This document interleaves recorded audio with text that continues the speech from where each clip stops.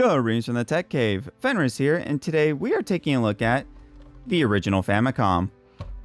So this system was one that I got from Japan with the help of scruffy looking RGB, which if you want to see me unbox this system as well as a few others, you can check out the video on the top right corner. So since I had already done videos on the NES, SNES, and Super Famicoms in terms of restoration, I figured it was only right that I also do the original Famicom, and as you can see, this system is definitely in need of some TLC. So let's not waste any time and get to work. So tearing down the Famicom is actually pretty straightforward. It's just a few screws in the back, or more specifically, you have 6 screws in the back, similar to the NES.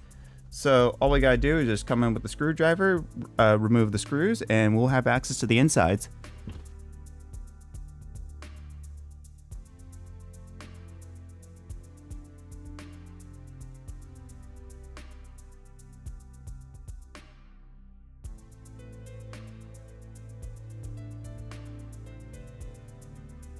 Okay, now that we got the back cover off, it's just 6 more screws to remove the main board. That's 2 on the board itself, 2 on the cartridge slot, and as well as 2 in the RF module. So let's get to it.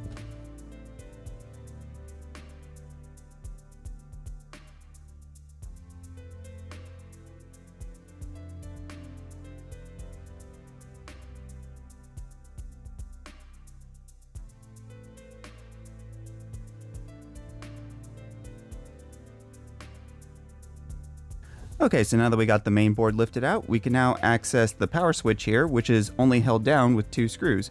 Once we get those 2 screws out, the rest of the main board should be free.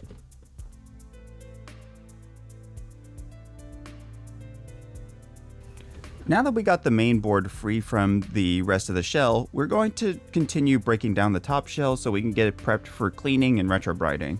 So in terms of getting the top shell prepped, it's actually pretty simple. Well, until we get to a point. So we'll start with this lever here. The only thing holding it in place is this little tension spring here. So all we need to do is lift, go over the loop, and there we go. So now that we got that out of the way, we can now remove the power and reset buttons, as well as this cartridge flap, which it bends, so you could just do a slight bend, pop it out. Do keep in mind that there are these little pegs here, so if you accidentally snap something, that's not going to be too good. But now for the tricky part, this lever here. It is very common for people to accidentally break this lever when trying to extract it.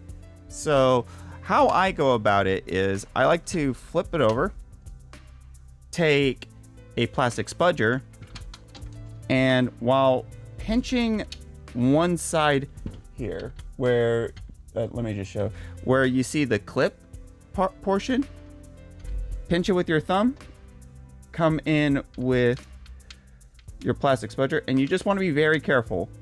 You don't want to apply too much force because these tabs can easily break.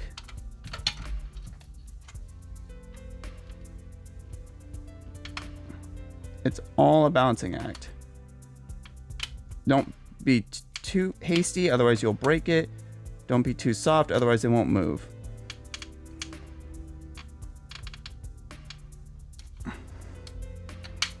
And yes, using a plastic spudger is important because you don't want to damage the plastic. That side's not coming off, so let's try the other side.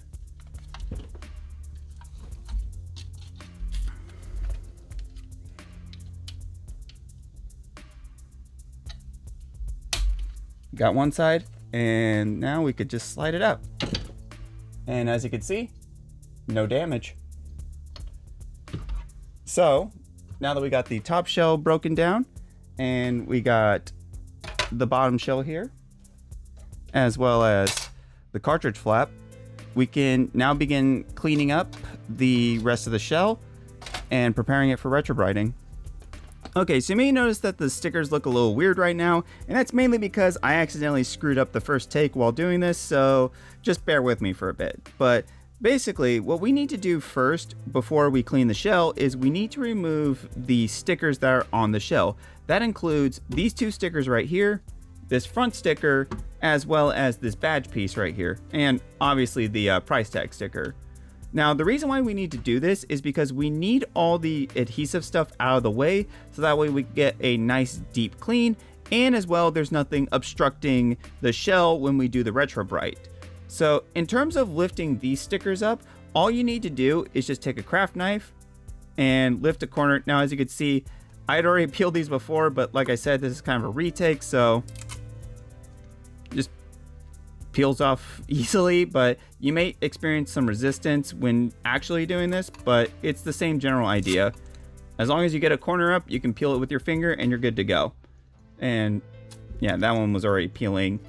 So in terms of this badge, however, we are going to need some isopropyl alcohol in order to loosen the adhesive on the back of this and carefully remove it with a plastic spudger. But in order to do that, we need to remove the price tag sticker. And the way I'm going to take care of the price tag sticker is I'm going to hit it with some Goo Gone, so that way it loosens the adhesive on this and I can just peel it off. So I'm just going to get the Goo Gone and be back in a moment. Okay, so I've let this sit for about 15 minutes, so a little bit more than I estimated, but these stickers should now come off. And as you can see, I also applied some Goo Gone along the Famicom badge here, just to see if I could also peel it off with my plastic spudger. Much easier that way. But as you can see, the price tag sticker is coming off rather easily. Let's see if I can peel it with my finger. I don't want to apply the blade too much on the badge because I don't want to scuff it up. But it is coming off. I don't know why they would apply two price tags on this thing. I guess maybe they had a price change, or maybe they wanted to refresh it on inventory. I'm not sure.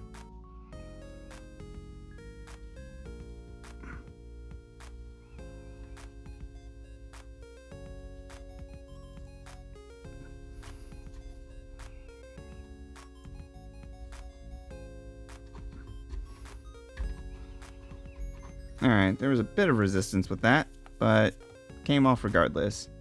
So, now let's see if applying Goo Gone made it a little easier. So let's get a corner started.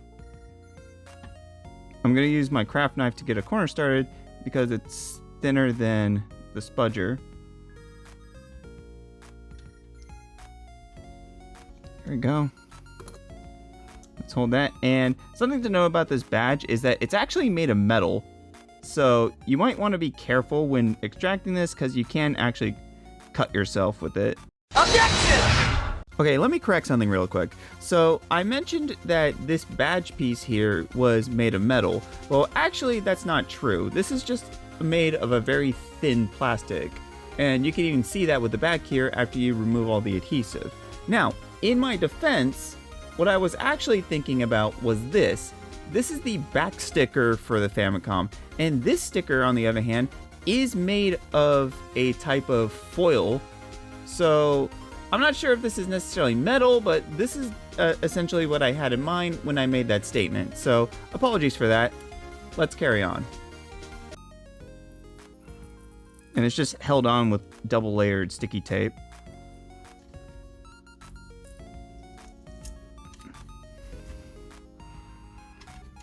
Slow and steady.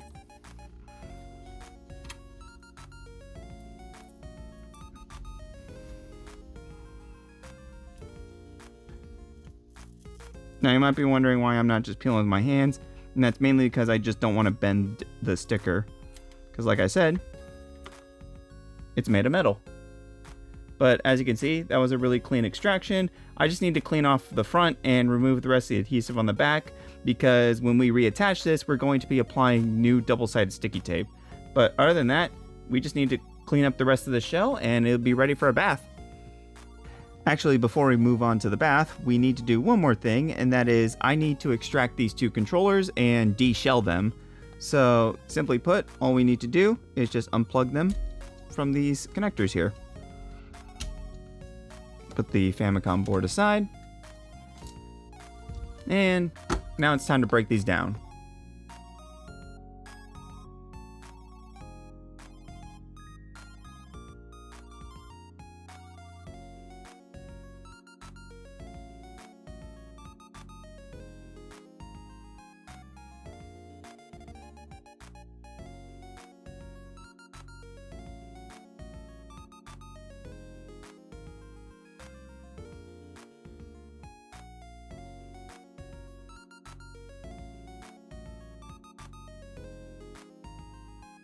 Okay, and with that, the Famicom controllers are broken down.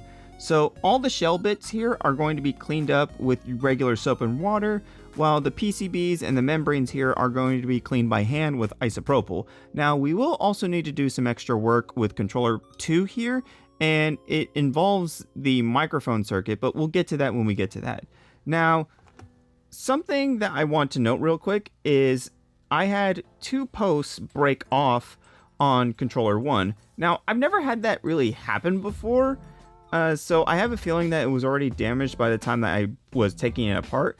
So I did have to put a little super glue in order to reattach those posts. So this front piece right here is just going to be sitting for about a day or so, just to give the glue some time to cure. So I might have to clean that by hand. So unfortunately, that's not going in the bath with the rest of them. But another thing is, before this piece right here, this is the volume slider for controller 2. Before this goes in the bath with the rest of the shell, we need to do one little thing to it, and that is we need to clean these metal contacts here. So let me show you how I go about doing that. Okay, so as you can see here, we have the volume slider, and as you can also see, one of the pins is a little corroded. So before we even put this in the bath, we need to clean those contacts. So how do we go about doing that? Well, simply put, we're going to be using this. Now, this is a bottle of iron free. This was recommended to me by my good friend Noctabrave, and this stuff works like magic in terms of removing oxidation off of metal contacts. All we need to do is spray just a little bit on the metal surface, let it set for 5 minutes, and then brush it off. So that's exactly what I'm going to do. So be back in 5 minutes. Okay, and 5 minutes later, let's give this a little brush up. So I'm just going to use a regular toothbrush. And look at that. That is a vast improvement from where we started. Oops. Yeah, it's a little slippery, but that looks amazing. So let me just hit it with a little bit more chemical. Actually, you can see when it reacts to oxidation, it turns purple. I did apply a little too much, which is why it was still kind of green. But let's just clean this up here.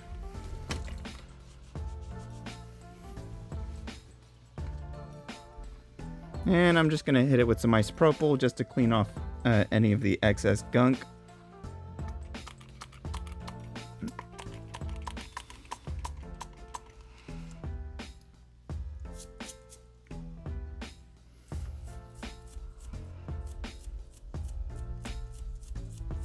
Alright, that's looking pretty sharp, and now I can throw the rest of this in the bath with the rest of the plastic. So let's get to it.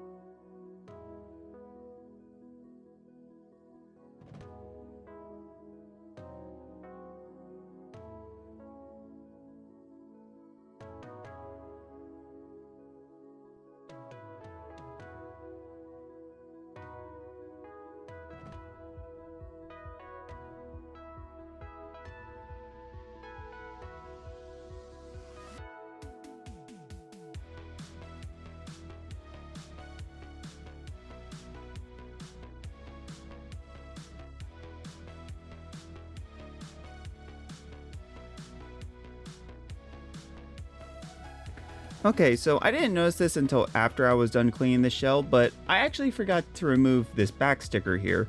So like I said earlier, we need to make sure all stickers are removed before the retro brighting. So simply put, let's just take our craft knife here, lift up a nice corner, see if we can get our finger on, not like that. So let's try lifting up just a little bit more. There we go. There we don't go.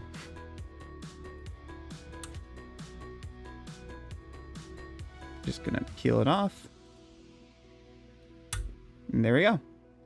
Just gonna wipe down any residual adhesive with some isopropyl, but otherwise, I'm gonna put this shell back to dry.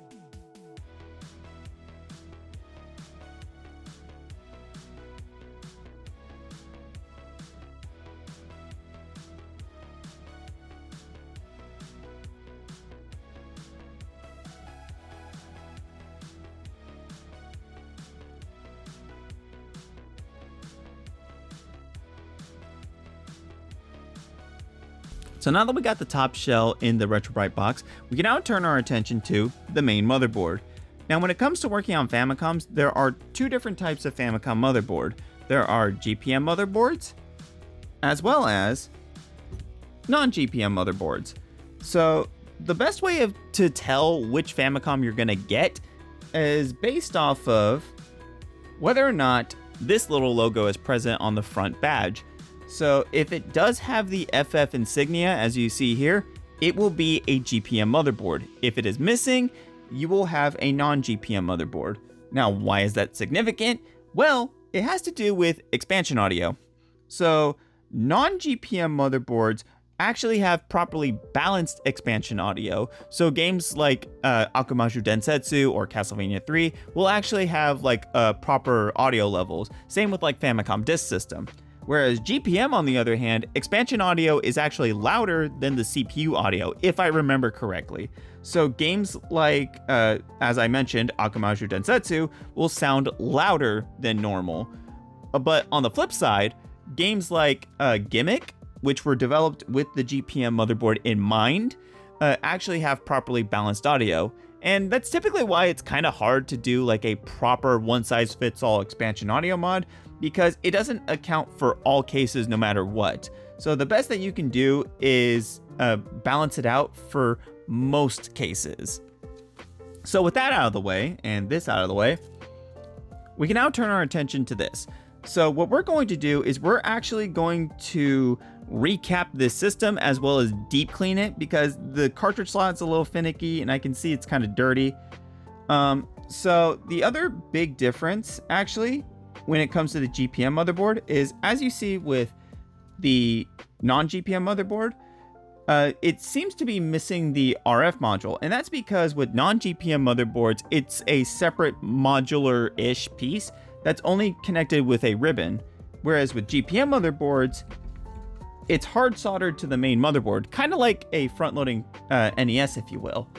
So what we're going to do is we're going to separate the RF module from the main board so we can do a full recap. So let me show you how I go about doing that.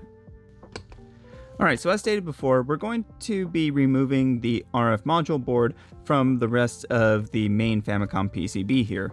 Now, it's worth noting, if you're working on a non-GPM Famicom motherboard, this is the RF module that you're going to be dealing with. Now, as you can see, it is radically different from the one that's used on the GPM motherboard. This one has less shielding, and the parts are rearranged differently. The switch is actually supposed to be attached to this board, but this one kind of broke off. But as well, there's no bottom shielding either, so it's easier to access the solder stuff instead of having to pop out the bottom shielding like for the GPM. So in terms of removing the main PCB from the top shielding, on the other hand, it's basically the same. We need to desolder the points for the RCA jack as well as all the ground tabs holding it in. So in order to access the RF module board for the GPM, on the other hand, we need to pop out the shielding, and that can be simply done with your hands. So just be careful. It is metal, so you can't cut yourself, but it's really that easy. And something interesting to note, these revisions actually have an inline fuse like the Super Nintendo do. So at any rate, we just need to desolder the RCA jack as well as all these ground tabs along here in order to extract the board, as well as we need to desolder these points here and these points here for the regulator and the header pins that connected to the main PCB. So without further delay, let's begin. Actually, before we begin, we also need to remove the little screw here that's keeping the DC barrel jack attached to the top shielding. So that's just simply take a screwdriver.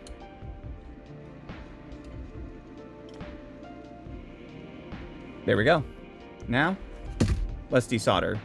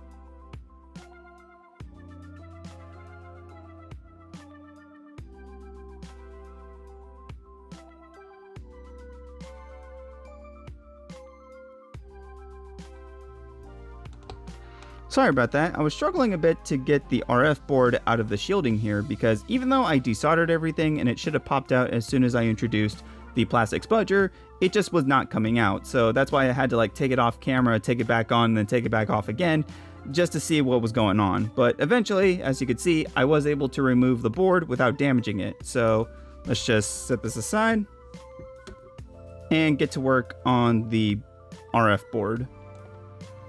So looking at the RF board here, we have a grand total of 4 electrolytic capacitors that need to be replaced. We have a 1000 microfarad capacitor, a 47 microfarad capacitor, as well as a couple of 1 microfarad capacitors. And as well, the board is a bit dusty and dirty, so we are going to scrub that down as well. So let's get the desoldering station fired up and remove some caps.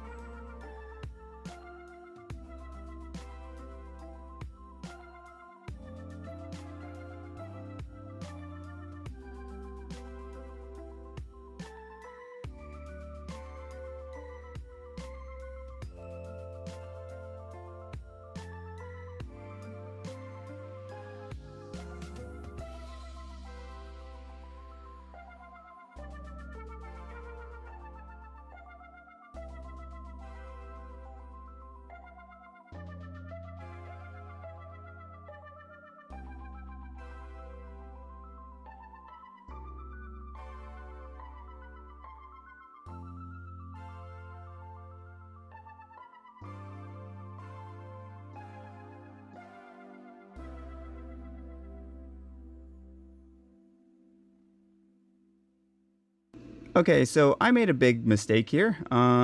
So I thought that both C1 and C2 were supposed to be 1 microfarad capacitors. It turns out C1 is actually supposed to be a 10 microfarad capacitor, and I just accidentally mistook them as one and the same, because if you look at both these capacitors, they kind of look identical to one another, but I really should have paid closer attention to the labeling, because I would have seen that one says 10 microfarad 16 volt, while one says 1 microfarad 50 volt. So my bad. I did swap out the C1 with the proper capacitors. So yeah, always double check your notes before installing capacitors. But fortunately, it does look like I still have enough leg here in order to still use this capacitor, which is good, because now we're moving on to the main board. So the two capacitors that we're going to be replacing are a 1 microfarad capacitor, and as well as a 0.44 microfarad capacitor. Now, Console 5 did not provide me with an electrolytic for that capacitor, so instead provided me with a ceramic cap, which should be fine. So without further delay, let's just flip this board over and get these desoldered.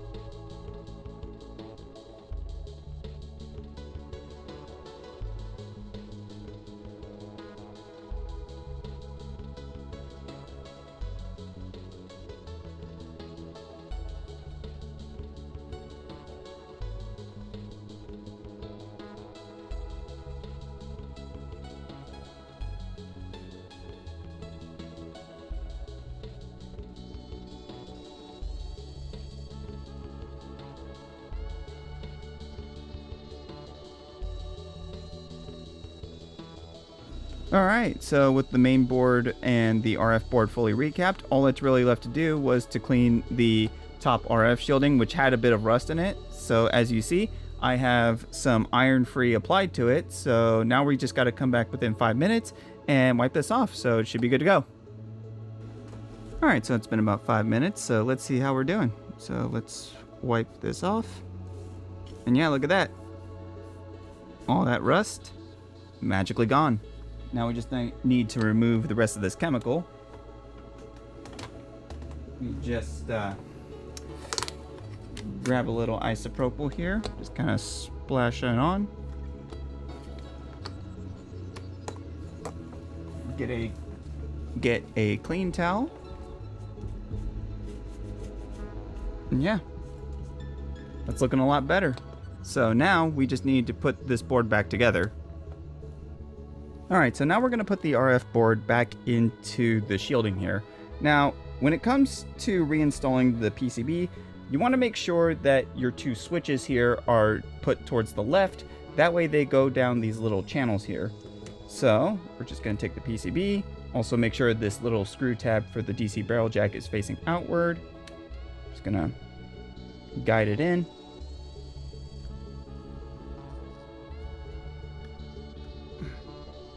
You also want to make sure that the pins for both the main PCB as well as the 7805 are being fed through, and as well for the little RCA jack here. Just gonna push it in.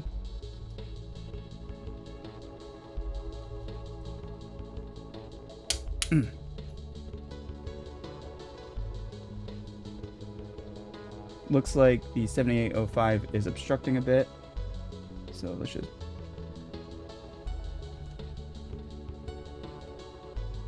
push these pins back just a little bit.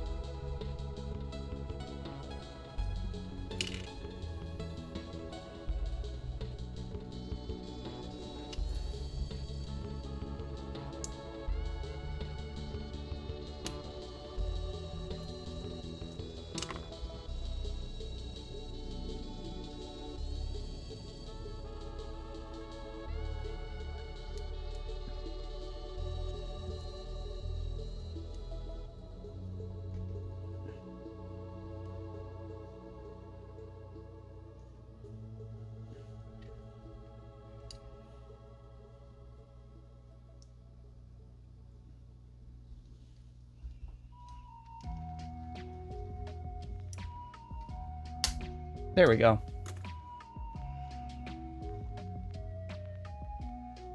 So, with that, let's solder it on.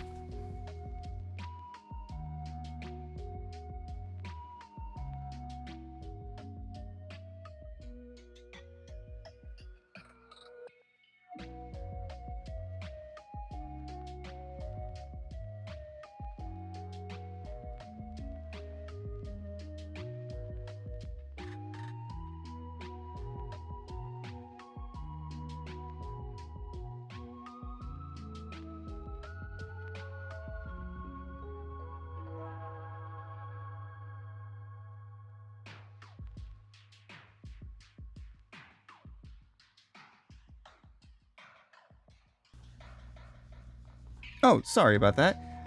I had to pop the top shielding off because there was just a little bit of iron free still trapped underneath the shielding. But as you can see, we got all of it cleaned off. I still have to work on the underneath the shielding though, so let me just apply a little bit of isopropyl. Really work in there.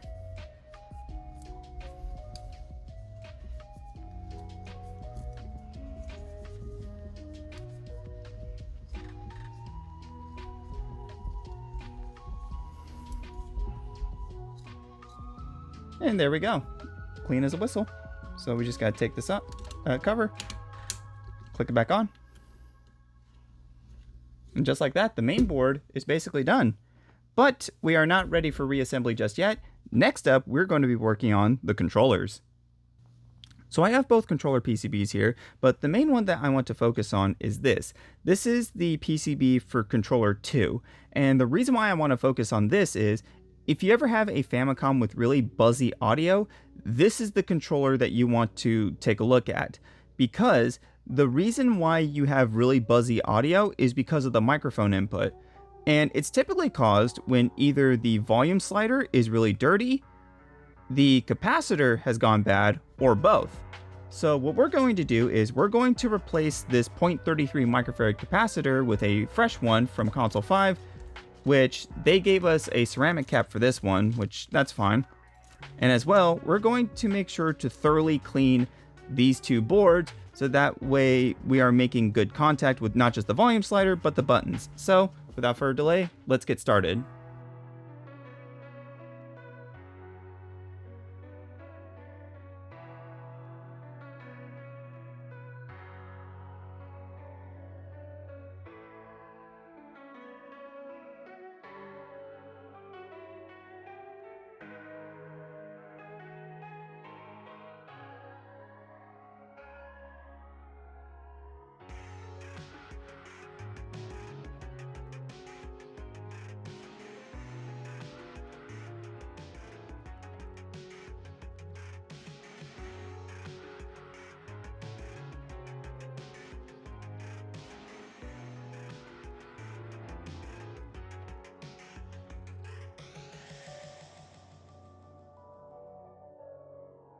And last but not least, we now need to clean the button membranes.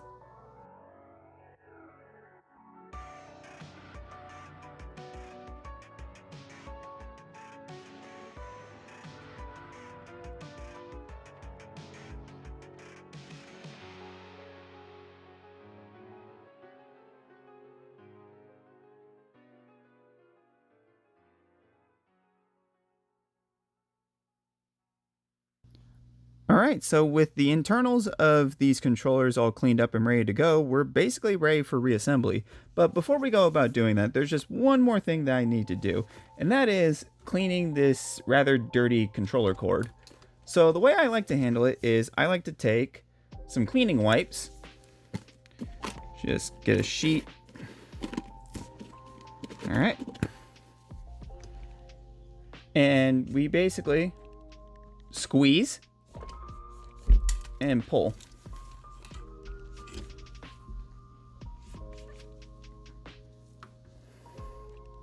And as you can see, we are getting some nasty stuff along the cord. So I just like to do this about 2 to 3 times just to make sure I get all the gunk off the controller cords.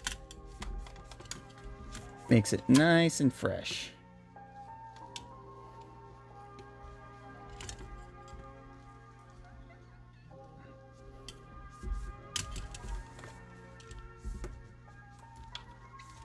There we go.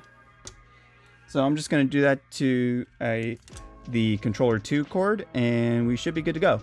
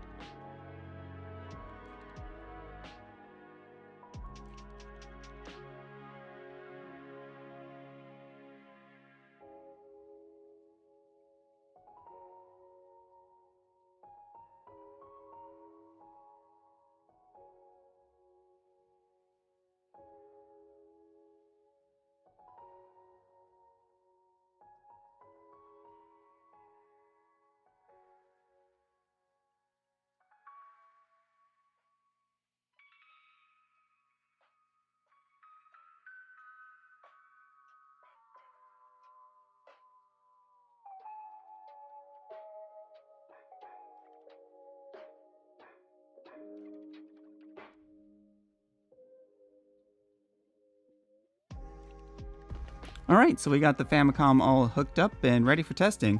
So just something of note, when testing a Famicom over RF, you want to make sure that the 2 switches are set correctly. So if we were to take the little sticker right here, you'll see that the bigger switch is TV game, while the smaller switch is our channel selector. So you want to make sure at all times the Famicom is set to game mode, so pull the bigger switch to the right, whereas the smaller switch right here, you want to pull it to left for channel 1 or channel 95 in US, or pull it to the right for channel 96 in the US or channel 2 in Japan.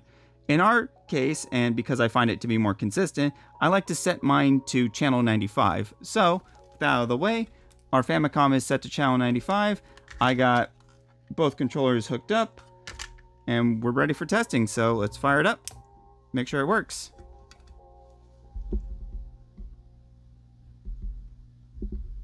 There we go. Sometimes it takes a little bit for this TV to detect the signal, but as you can see, we are in the test menu, and you may hear a bit of humming. That's actually because my RF cable is just over a bunch of like power stuff. But aside from that, our microphone isn't producing any extra noise. In fact, we can hear the microphone is working just fine as it's picking up my audio. But anyways, we're just going to scroll down. Controller's working. Hit auto test. Object testing.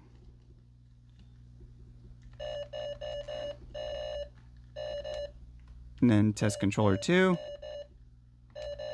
Obviously, we don't have start and select, so we can't test those. So hit reset. Hit the sound test.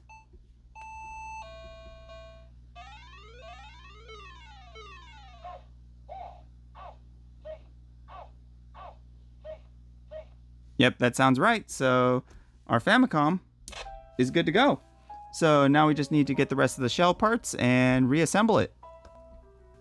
All right, so I got the top shell here out of the UV box, and as you can see, it's certainly not perfect, but definitely a lot better than where we started. But before we reassemble the Famicom, there's just one little thing that I need to take care of. As you see here, there's a rather sizable crack along the eject area, and if we were to flip it over, we could see that it's made its way through the plastic. So what I'm gonna do is I'm gonna take some super glue, just apply a little bit, and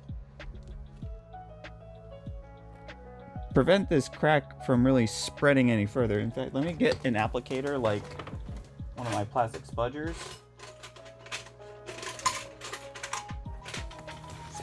Just so that way we're not using up a bunch of super glue.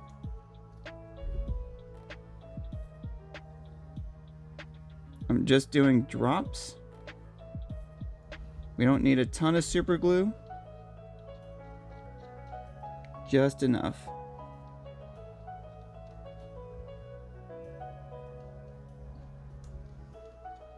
Alright, and that should be good. So I'm just going to let that fully set and cure, and once that's good to go, we will reassemble the Famicom. Alright, so the super glue has settled, and while it's not perfect, it's certainly much more solid than it used to be. So yeah, we managed to patch up the crack. So now it's time for reassembly.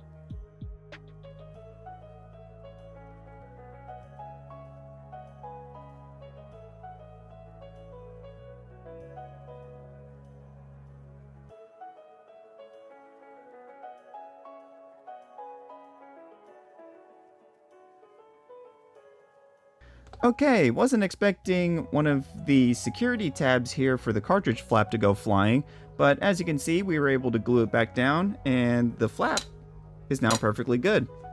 So there's only one thing left to do, and that is we need to address the sticker problem. So when it comes to these replacement transparent stickers, there's not really much to talk about, mainly because it's just about the same as any other replacement stickers. So instead, we're going to talk about these. These are the original stickers for the Famicom that we had to remove earlier. Now, in terms of reapplying them back to the system, you first want to make sure that the old adhesive is removed, which as you can see, they are for both of these. And the way I like to do it is I like to just kind of rub my thumb along the adhesive until it kind of just flicks off. And the reason why I do that is because we're going to be applying some fresh double-sided sticky tape to the back of these, so that way they'll actually adhere to the Famicom. So let me grab my scissors and let's get to applying.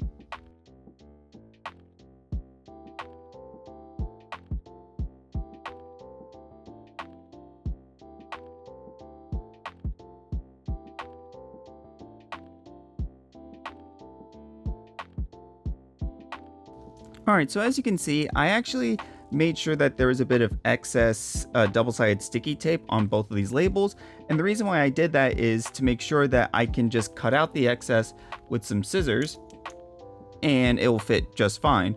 Now, you also saw that I under-measured a bit earlier, and that was my bad. I thought I got it perfect, but turned out just a little under. So with that out of the way, let's cut out the excess double-sided sticky tape and reapply these stickers to the Famicom.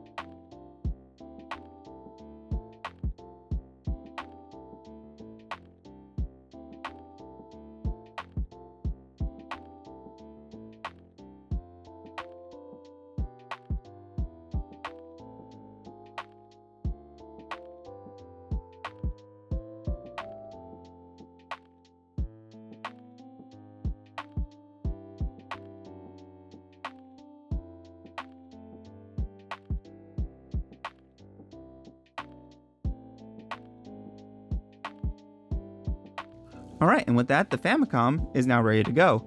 Now we got the internals all cleaned up, as well as a fresh set of caps applied to both the main board as well as the Player 2 microphone, and we even fixed the Player 2 mic buzz issue that's commonly found in these Famicoms. As well, we got a fresh set of stickers from Retro Game Restore applied to the unit. So this system is now ready to become a part of my collection. So once again, I'd like to thank Retro Game Restore for the replacement stickers, as well as Scruffy Looking RGB for sending me the system. And I'd also like to thank you for watching. Now, if you liked what you saw, feel free to like, comment, and subscribe. And as always, until the blue moon rises, I'll see you next time.